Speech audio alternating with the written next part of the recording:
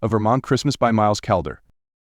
The winter of 1847 painted Vermont's landscape in pristine white, transforming the small town of Mill Haven into a scene worthy of a painted Christmas card. Clara Bennett pulled her woolen shawl tighter as she worked at her father's general store window, her breath creating delicate frost patterns on the glass as she arranged the display of candy canes and winter mittens. At 22, she had grown accustomed to managing the store since her father's arthritis had worsened, but there was something special about preparing for the holiday season that still filled her with childlike wonder. Outside, the early December wind whistled through the bare maple trees lining Main Street, carrying with it the scent of pine and wood smoke from nearby chimneys. The morning sun cast long shadows across the freshly fallen snow, and Clara paused to watch Mrs. Peterson hurry past with her market basket, nodding a greeting through the frosted window. The brass bell above the door chimed, bringing with it a gust of cold air and a figure wrapped in a snow-dusted wool coat. Clara's heart quickened as she recognized William Harrison, the town's new schoolteacher. He had arrived in Mill Haven 3 months ago, and though their interactions had been limited to polite greetings and brief conversations about penny candy for his students, she found herself looking forward to his visits more than she cared to admit. "Good morning, Miss Bennett," William said, removing his hat to reveal dark hair flecked with melting snowflakes. His cheeks were ruddy from the cold, but his brown eyes were warm and kind. "I trust you're keeping warm." "As warm as can be expected, Mr. Harrison," Clara replied, smoothing her apron self-consciously. "Though Father always says the store feels like a barn in winter, no matter how much wood we burn." William smiled, and Clara noticed how it reached his eyes, creating small creases at the corners. "I've found the same to be true of the schoolhouse. The children huddle around the stove like little chicks around a mother hen." He approached the counter, removing his gloves and warming his hands by the small stove nearby. "Actually, that's partly why I'm here today.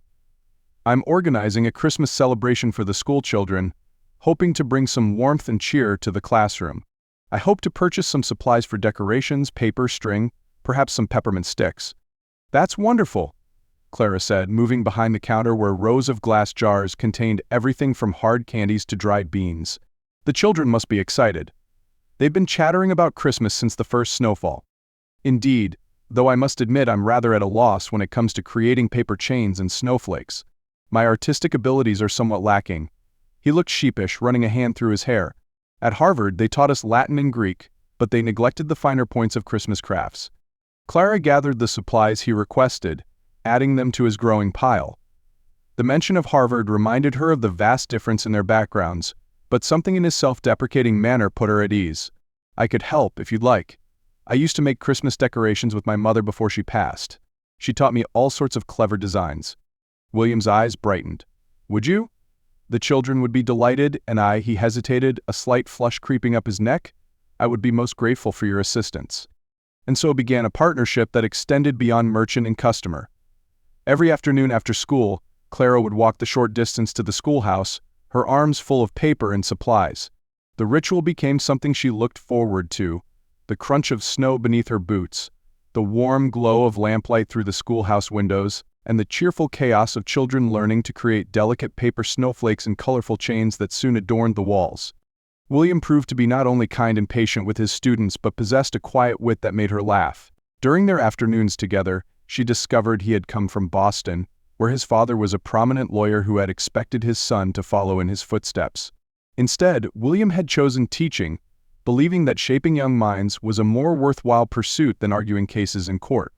"My father thought I was mad to leave Boston," he told her one afternoon as they cleaned up after the children had gone home.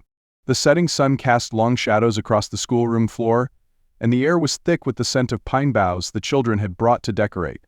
"But there's something about Mill Haven that feels more like home than the city ever did." Clara understood perfectly. Though she'd never traveled far from Mill Haven, she couldn't imagine living anywhere else. "It's the way everyone knows each other," she said, gathering scraps of paper. "How we all look out for one another. Just yesterday, Mrs. Peterson brought Father a pot of soup because she heard his arthritis was acting up again." "Yes, exactly." William paused in his sweeping, looking at her with an intensity that made her cheeks warm. "And sometimes you find exactly what you're looking for in the most unexpected place." The week before Christmas brought a fierce storm that blanketed the town in 3 feet of snow. Clara worried that the school's Christmas celebration might have to be canceled, but William was determined.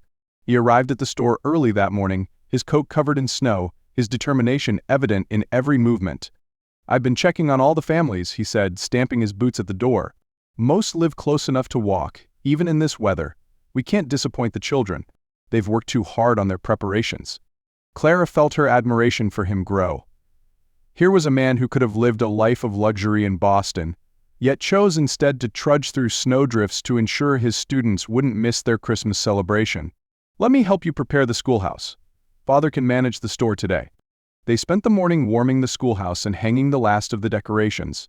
As they worked, William told stories about his own childhood Christmases in Boston, elaborate parties and formal dinners that sounded nothing like the simple celebrations Clara knew. Yet he spoke with more fondness of the quiet moments, reading by the fire with his mother, or helping the cook decorate gingerbread cookies when his father wasn't looking. Clara shared her own memories of holiday traditions with her mother, making paper ornaments, singing carols around their small piano, and baking dozens of cookies to share with neighbors. The ease of their conversation made the work feel like pleasure, and Clara found herself wishing the morning would never end. That evening, the schoolhouse glowed with warmth and light. Parents and children filled the room, admiring the decorations and sharing plates of cookies and cups of hot cider. The children performed Christmas carols they'd practiced, their voices filling the room with joy. Clara watched William leading them in song, his face animated with pleasure, and felt her heart swell with an emotion she wasn't quite ready to name. As the celebration drew to a close, Clara found herself standing with William near the schoolhouse door, watching the last families make their way home through the snow. The moon had risen, casting silver light across the pristine drifts, and their breath mingled in the cold air. "I couldn't have done any of this without you, Clara," William said softly, using her first name for the first time. "These past few weeks have been, well, they've meant more to me than I can say." Clara's heart thundered in her chest. "They've meant a great deal to me as well." William turned to face her, his expression earnest. "I know I haven't been in Mill Haven long, but I've never been more certain of anything than I am of my feelings for you. Would you do me the honor of calling on you properly? Your father's permission, of course, would be necessary, but I hoped." Clara looked up at him, seeing in his eyes the same warmth and affection she'd grown to cherish. "Yes," she whispered. "Yes, I would like that very much." A snowflake drifted through the open door, landing on William's cheek. Without thinking, Clara reached up to brush it away. He caught her hand in his, pressing it gently to his heart. Through the layers of wool and cotton, she could feel its steady beating. "Merry Christmas, Clara," he murmured. "Merry Christmas, William." Above them, a sprig of mistletoe hung forgotten in the doorway, placed there by mischievous students earlier that day. But neither Clara nor William noticed it as they shared their first kiss, soft and sweet as the falling snow. That Christmas marked the beginning of their courtship, one that would eventually lead to marriage the following winter. Years later, their grandchildren would beg to hear the story of how their grandparents fell in love while making paper snowflakes in an old Vermont schoolhouse. And every Christmas afterward, Clara and William would hang paper chains and snowflakes in their home, remembering the winter when two hearts found each other in a small town called Mill Haven. Their love story became part of the town's history, whispered about by young lovers and smiled over by old married couples who remembered that magical Christmas of 1847, when the spirit of the season had worked its quiet magic in bringing together a shopkeeper's daughter and a Boston-bred schoolteacher, proving that the greatest gifts often come wrapped not in paper and ribbon, but in moments of pure, unexpected joy.